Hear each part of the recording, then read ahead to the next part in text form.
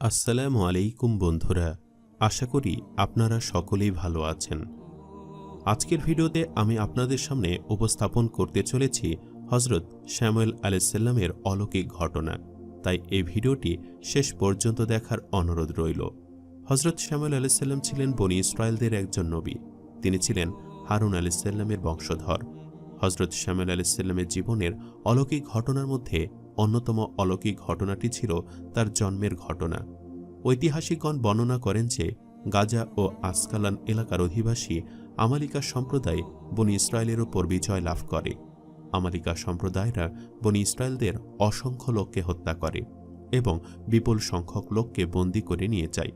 তারপর বনী ইসরায়েলের লাবি বংশের মধ্যে দীর্ঘদিন পর্যন্ত নবী প্রেরণ বন্ধ থাকে। এ সময় তাদের মধ্যে মাত্র একজন মহিলা গর্ভবতী ছিল। সে আল্লাহর নিকট একজন পুত্র সন্তানের প্রার্থনা করে। আল্লাহ তার প্রার্থনা কবুল করেন এবং একটি পুত্র সন্তানের জন্ম হয়। সে মহিলা তার নাম রাখেন ইসমুইল। হিব্রু ভাষায় ইসমুইল ইসমাইল শব্দের সমার্থক, যার অর্থ হচ্ছে আল্লাহ আমার প্রার্থনা কবুল করেছেন। এবং ইতিহাসবিদদের মধ্যে এই ইসমুইলই হল হযরত শামূয়েল আলাইহিসসালাম। অর্থাৎ হযরত শামূয়েল আলাইহিসসালামের মাতার দোয়ার বরকতেই অলৌকিকভাবে আল্লাহ তাআলা বনী ইসরায়েলের লাবি বংশে একটি সন্তান প্রেরণ করেন, আর যিনি পরবর্তীতে নবী হন, আর তিনি হলেন শামূয়েল নবী। অর্থাৎ হযরত শামূয়েল আলাইহিসসালামের জন্মের দ্বারাই পুনরায় আবার লাবি বংশে নবী আগমনের ধারা শুরু হয়। হযরত শামূয়েল আলাইহিসসালাম বড় হলে তার মাতা তাকে বাইতুল মুকাদ্দাসে অবস্থানকারী একজন পুণ্যবান বান্দার দায়িত্ব অর্পণ করেন। তার মাতার উদ্দেশ্য ছিল যাতে তার পুত্র ওই পুণ্যবান বান্দার সাহচর্যে থেকে তার চারিত্রিক গুণাবলী ও ইবাদত বন্দিগি থেকে সুশিক্ষা গ্রহণ করতে পারেন। হযরত শামূয়েল আলাইহিসসালাম মাতার আদেশ মতো মসজিদের অবস্থান করতে থাকেন। যখন তিনি পূর্ণ যৌবন প্রাপ্ত হন, তখন তার জীবনে একটি অলৌকিক ঘটনা ঘটে। একদিন রাত্রিবেলা তিনি মসজিদের এক কোণে ঘুমিয়েছিলেন। হঠাৎ মসজিদের পার্শ্ব থেকে একটি শব্দ তার কানে আসে। তখন ভীত সন্ত্রস্ত হয়ে তিনি জেগে ওঠেন।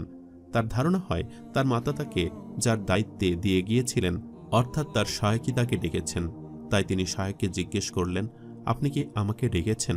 তিনি ভয় পেতে পারেন এই আশঙ্কায় সহায়ক তাকে সরাসরি কোনো উত্তর দিলেন না।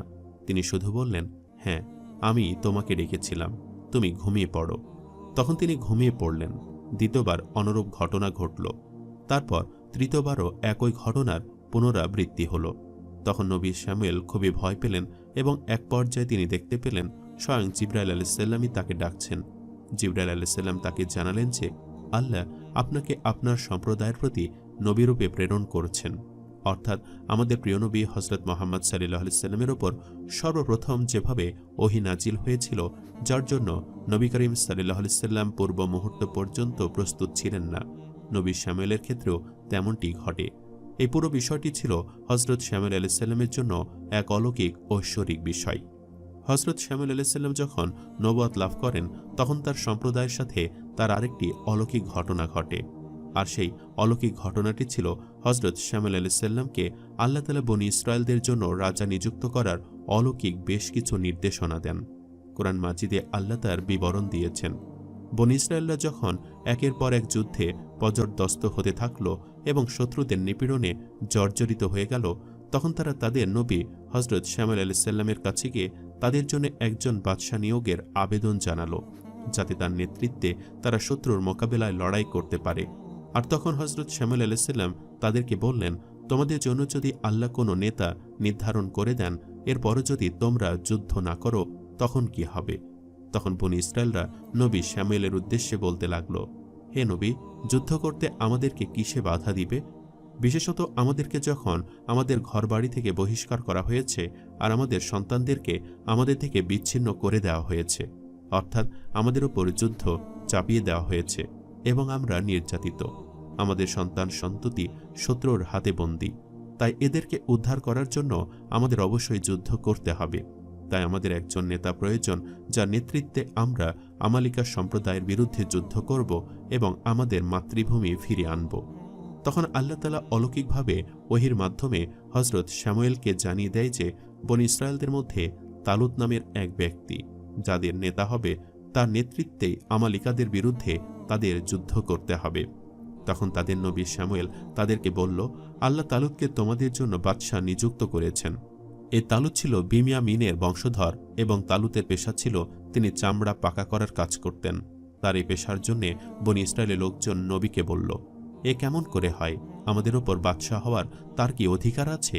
রাষ্ট্র ক্ষমতা পাওয়ার ক্ষেত্রে তার চেয়ে আমাদেরই অধিকার বেশি। সে তো কোনো বড় ধনী ব্যক্তিও নয়। মূলত দীর্ঘদিন যাবৎ বনি ইসরায়েলের লাউ শাখা থেকে নবী এবং আহুস শাখা থেকে রাজা বাদশাহ হওয়ার প্রচলন চলে আসছিল।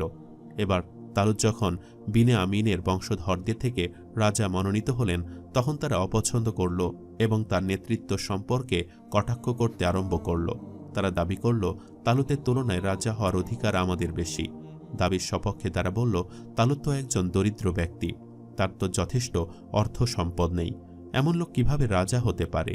নবী শ্যামুয়েল তাদের বললেন, আল্লাহ তোমাদের ওপর তাকে মনোনীত করেছেন এবং স্বাস্থ্য ও জ্ঞান উভয় দিকের যোগ্যতা তাকে প্রচুর দান করেছেন। কথিত আছে, আল্লাহ শ্যামুয়েল নবীকে ওহির মাধ্যমে জানিয়েছিলেন যে বনি ইসরায়েলের মধ্যে যে ব্যক্তি নবীর শ্যামুয়েলের হাতে থাকা লাঠির সমান দীর্ঘকায় লম্বা হবে এবং যার আগমনে নবী শ্যামুয়েলের কাছে রক্ষিত শিং এর মধ্যে রাখা পবিত্র তেল উথলে উঠবে, সে ব্যক্তি হবে তাদের রাজা।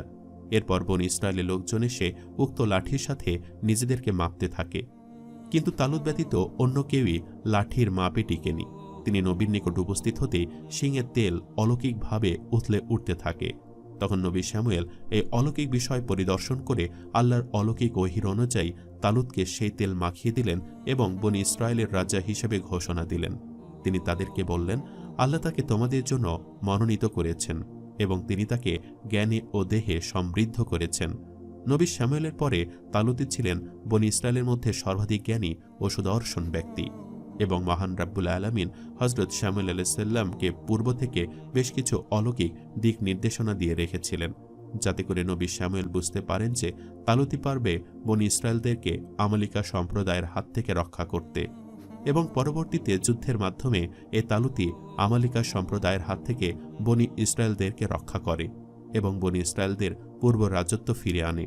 অর্থাৎ এখানে শ্যামুয়েল আলাইহিসসালামের ভবিষ্যৎবাণী সত্য হয়। হযরত শ্যামুয়েল আলাইহিসসালামের অলৌকিক দোয়ার কারণেই আল্লাহ তাআলা বনি ইসরায়েলদেরকে রক্ষার জন্য তালুতকে রাজা বানানোর অলৌকিক নির্দেশনা শ্যামুয়েলকে দিয়েছিলেন এবং হযরত শ্যামুয়েল আলাইহিসসালাম সে অলৌকিক নির্দেশনা পেয়ে তালুতকে রাজা করেন এবং বনি ইসরায়েলদেরকে তাদের পূর্বের রাজত্ব ফিরিয়ে দেন। আর এই পুরো ঘটনাটি আল্লাহ তাআলা পবিত্র কোরআনে উল্লেখ করেছেন। আল্লাহ বলেন, তুমি কি মুসার পরবর্তী বনি ইসরায়েলের প্রধানদেরকে দেখোনি?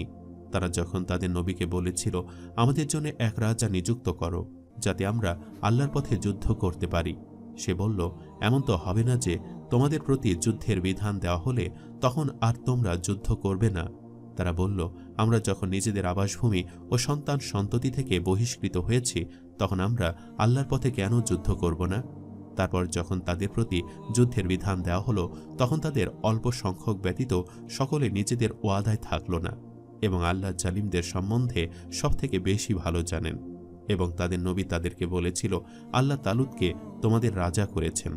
তারা বলল, আমাদের ওপর তার রাজত্ব কী রূপে হবে যখন আমরা তার অপেক্ষা কর্তৃত্বের অধিক হকদার এবং তাকে প্রচুর ঐশ্বর্য দেওয়া হয়নি? নবী বলল, আল্লাহ অবশ্যই তাকে তোমাদের জন্য মনোনীত করেছেন এবং তিনি তাকে জ্ঞানে ও দেহে সমৃদ্ধ করেছেন। আল্লাহ যাকে ইচ্ছা তার রাজত্ব দান করেন এবং আল্লাহ প্রাচুর্যময় প্রজ্ঞাময়। আর তাদের নবী তাদেরকে বলেছিল, তার রাজত্বের নিদর্শন এই যে তোমাদের নিকট সেই তাবৃত আসবে যাতে তোমাদের প্রতিপালকের নিকট হতে চিত্ত প্রশান্তি এবং মুসা ও হারুন বংশীয়গণ যা রেখে গিয়েছে তার অবশিষ্টাংশ থাকবে। ফিরিস্তাগণ তা বহন করে আনবেন। তোমরা যদি মুমিন হও তবে অবশ্যই তোমাদের জন্য এতে নিদর্শন আছে। তারপর তালুত যখন সৈন্যবাহিনী সহ বের হলো সে তখন বলল, আল্লাহ এক নদী দ্বারা তোমাদের পরীক্ষা করবেন, যে কেউ সে নদী থেকে পান করবে সে আমার দলভুক্ত নয়, আর যে কেউ তার স্বাদ গ্রহণ করবে না সে আমার দলভুক্ত। তারপর অল্প সংখ্যক ব্যতীত তারা তা থেকে পান করল। সে এবং তার সঙ্গী ইমানদারগণ যখন তা অতিক্রম করল তখন তারা বলল, জালুত ও তার সৈন্যবাহিনীর বিরুদ্ধে যুদ্ধ করার মতো শক্তি আজ আমাদের নেই। কিন্তু যাদের প্রত্যয় ছিল আল্লাহর সাথে তাদের সাক্ষাৎ ঘটবে। তারা বলল, আল্লাহর হুকুমে কত ক্ষুদ্র দল কত বৃহৎ দলকে পরাভূত করেছে। আল্লাহ ধৈর্যশীলদের সাথে রয়েছেন। তারা যখন যুদ্ধের উদ্দেশ্যে জালুত ও তার সৈন্যবাহিনীর সম্মুখীন হল, তখন তারা বলল, হে আমাদের প্রতিপালক, আমাদের ধৈর্য দান করো, আমাদের অবিচলিত রাখো এবং কাফির সম্প্রদায়ের বিরুদ্ধে আমাদেরকে সাহায্য দান করো। সুতরাং তারা আল্লাহর হুকুমে তাদেরকে পরাভূত করল। আল্লাহ তালুতকে রাজত্ব এবং হিকমত দান করলেন এবং যা তিনি ইচ্ছা করলেন তা তাকে শিক্ষা দিলেন। আল্লাহ যদি মানবজাতির এক দলকে অন্য দল দ্বারা প্রতিহত না করতেন, তবে পৃথিবী বিপর্যস্ত হয়ে যেত। কিন্তু আল্লাহ জগৎ সমূহের প্রতি অনুগ্রহশীল। সূরা বাকারা আয়াত 246 থেকে 251। অধিকাংশ মুফাসসিরের মতে এই আয়াতে যাদের ঘটনা বর্ণিত হয়েছে, যিনি তাদের নবী ছিলেন, তিনি হলেন নবী শামুয়েল আলাইহিসসালাম। অর্থাৎ নবী শামুয়েল আলাইহিসসালামের জীবনের প্রথম অলৌকিক ঘটনা ছিল তার জন্মের ঘটনা। অর্থাৎ তার মায়ের দোয়ার বরকতেই তিনি দুনিয়াতে আগমন করেন। এবং তার জীবনে দ্বিতীয় অলৌকিক ঘটনাটি ছিল জিবরাইল আলাইহিসসালামের মাধ্যমে ওহী প্রাপ্ত হয়ে তার নবুয়ত লাভের ঘটনা। এবং তার জীবনের সবথেকে বড় অলৌকিক ঘটনাটি ছিল আল্লাহর থেকে অলৌকিক দিক নির্দেশনা পেয়ে বনী ইসরায়েলদের জন্য তালুতের রাজা হিসেবে নিযুক্ত করার ঘটনা। আল্লাহ তাআলা সকল নবী এবং রাসূলদের উসিলায় আমাদের উত্তম হেদায়েত দান করুক, আমিন।